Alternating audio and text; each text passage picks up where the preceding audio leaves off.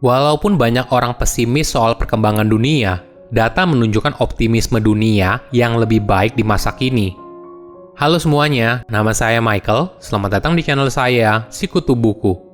Kali ini saya akan bahas buku The Rational Optimist karya Matt Ridley. Sebelum kita mulai, buat kalian yang mau support channel ini agar terus berkarya, caranya gampang banget. Kalian cukup klik subscribe dan nyalakan loncengnya. Dukungan kalian membantu banget supaya kita bisa rutin posting dan bersama-sama belajar di channel ini. Buku ini membahas bagaimana kita bisa melihat dunia dengan sudut pandang yang optimis sekaligus rasional. Selama lebih dari 200 tahun, kaum pesimis mendominasi pembicaraan di publik. Mereka bersikeras bahwa segala sesuatunya akan segera menjadi jauh lebih buruk daripada di masa lalu. Namun nyatanya, hidup menjadi lebih baik dan dengan kecepatan yang semakin cepat. Ketersediaan pangan, pendapatan dan harapan hidup terus meningkat, sedangkan penyakit, kematian anak, dan kekerasan menurun di seluruh dunia. Kehidupan modern tidak bisa dibandingkan dengan kehidupan kuno. Di masa kini, semua sudah jauh lebih aman, mudah, dan sejahtera. Contoh nyata yaitu dari sisi ekspansi perdagangan yang telah meningkatkan kepercayaan antar negara dan berdampak pada peningkatan kekayaan. Di sisi lain, penemuan inovasi seperti kemampuan memasak ternyata memiliki peran yang krusial dalam perkembangan umat manusia. Saya merangkumnya menjadi 3 hal penting dari buku ini. Pertama, perkembangan manusia dimulai dari penemuan memasak. Manusia tidak selalu memiliki kemampuan alami untuk berdagang dan berinteraksi satu sama lain. Manusia purba awalnya berada dalam kelompok yang masih ada hubungan keluarga atau suku kecil dan tidak menghasilkan banyak kemajuan teknologi yang signifikan. Namun semua itu boleh dibilang berubah sejak adanya penemuan memasak. Memasak adalah langkah pertama dalam evolusi budaya. Kita mendapatkan lebih banyak kalori dari makanan yang dimasak daripada makanan mentah. Selain itu, makanan yang dimasak merupakan makanan yang lebih bergizi dan dapat dibagikan kepada lebih banyak orang dalam waktu yang lebih singkat. Penemuan ini juga memulai adanya sistem pembagian kerja yang spesialis di zaman manusia purba.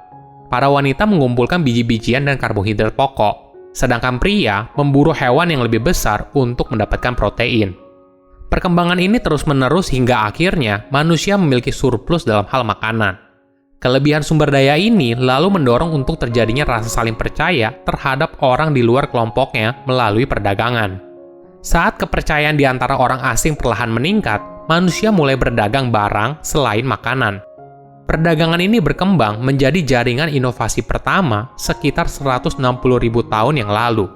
Untuk pertama kalinya, manusia memiliki akses ke tradisi budaya, bahan mentah, dan teknologi komunitas yang berbeda. Mereka juga bisa berbagi ilmu bahkan antara komunitas yang jauh. Evolusi budaya ini sangat vital bagi perkembangan umat manusia. Kemakmuran meningkat dan masing-masing pihak mendapatkan manfaatnya. Saking pentingnya keterhubungan satu sama lain melalui perdagangan, hal ini bisa membuat peradaban lain tertinggal apabila tidak ikut dalam jaringan. Sebagai contoh, orang yang tinggal di Tasmania adalah masyarakat yang terisolasi oleh naiknya arus laut sekitar 10.000 tahun yang lalu. Akibatnya, kondisi mereka boleh dibilang memburuk dalam hal penggunaan teknologi. Mereka lupa cara membuat kail, tombak berduri, dan pakaian cuaca dingin. Mereka tidak memiliki teknologi yang maju seperti yang dimiliki oleh orang yang ada di daratan. Oleh karena itu, perdagangan adalah ciri evolusi awal terpenting bagi perkembangan manusia. Sebuah komunitas akan mendapatkan manfaat dari pengetahuan kolektif dari berbagai komunitas sehingga membuat mereka berkali-kali lebih produktif. Kedua, perdagangan meningkatkan kemakmuran. Jauh sebelum dimulainya interaksi masyarakat melalui perdagangan, sebagian besar interaksi manusia antara orang asing boleh dibilang cukup kejam, dan perang atas sumber daya yang terbatas cukup umum terjadi. Seiring waktu, ketika manusia mulai hidup dalam kelompok yang lebih besar dan berdagang dengan orang asing, banyak hal mulai berubah. Manusia mengembangkan rasa percaya yang lebih dalam satu sama lain. Dampaknya, hal ini mendorong umat manusia maju dan memberi manfaat hingga sekarang. Ada yang perlu kita sadari bersama. Terlepas dari apa yang ada di berita dan mungkin buat kita percaya, data menunjukkan dunia merupakan tempat yang lebih aman untuk hidup dengan ukuran yang paling objektif. Perlu disadari, ketika terjadi sebuah kekerasan dan menjadi sebuah berita, justru karena hal itu sangat jarang. Sebaliknya, keamanan yang kita nikmati sehari-hari tidak menjadi berita, karena hal itu sangat lumrah. Hubungan antara perdagangan dan tingkat kepercayaan terbukti nyata adanya karena di tempat di mana perdagangan berkembang pesat, kepentingan pribadi berkurang dan standar hidup meningkat. Masyarakat dengan tingkat kepercayaan antar sesama yang tinggi juga merupakan kunci untuk akumulasi kekayaan di masa depan. Masyarakat dengan tingkat kepercayaan yang tinggi umumnya lebih kaya daripada masyarakat dengan tingkat kepercayaan yang rendah. Pada tahap berikutnya, kemakmuran berperan penting dalam membantu menumbuhkan budaya kerjasama dan penghormatan individu. Contohnya begini, di Norwegia, negara yang relatif kaya, lebih dari 65% orang mengatakan bahwa mereka percaya satu sama lain. Sementara di Peru, negara yang relatif miskin, hanya 5% penduduk yang mempercayai sesama warganya. Ketiga, perkotaan mendukung pertukaran ide dan inovasi. Kota-kota pertama muncul sekitar 7.000 tahun yang lalu di sepanjang rute perdagangan di Mesopotamia. Di sana, barang dari berbagai belahan dunia dipertukarkan. Masyarakat berbondong-bondong ke jalur perdagangan ini untuk mendapatkan anggur, logam, minyak zaitun, gandum, wol, atau barang lain yang tidak dapat mereka peroleh di wilayah mereka tinggal. Untuk pertama kalinya dalam sejarah, manusia bisa hidup sebagai pedagang, bukan hanya bertani atau beternak. Selain pusat perdagangan, kota juga membantu perkembangan ide umat manusia. Perlu dipahami, sulit untuk mengembangkan ide sendirian.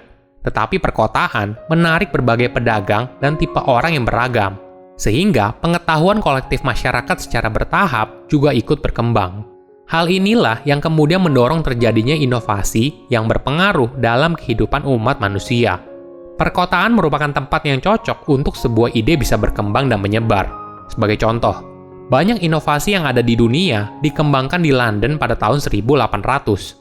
Ledakan inovasi ini bukan karena orang yang tinggal di London lebih pintar daripada orang yang tinggal di daerah lain.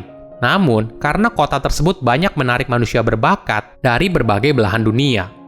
Walaupun buku ini bicara soal optimisme, tapi di sisi lain, pesimisme juga punya manfaat. Pada dasarnya, baik pesimis maupun optimis memiliki peran masing-masing dalam masyarakat. Orang pesimis memperingatkan masyarakat tentang potensi bahaya, dan orang yang optimis memimpin jalan menuju masa depan. Masyarakat yang hanya terdiri dari orang optimis akan membawa kita pada kehancuran. Sekelompok masyarakat yang hanya berisi orang pesimis akan berhenti berkembang. Tidak ada era di masa sebelumnya di mana dunia merupakan tempat yang lebih aman, makmur, dan sejahtera. Perkembangan perdagangan dan perkotaan mendukung terjadinya pertukaran ide dan inovasi yang bermanfaat bagi dunia. Silakan komen di kolom komentar pelajaran apa yang kalian dapat ketika baca buku ini. Selain itu, komen juga mau buku apa lagi yang saya review di video berikutnya. Saya undur diri, jangan lupa subscribe channel YouTube Sikutu Buku. Bye-bye!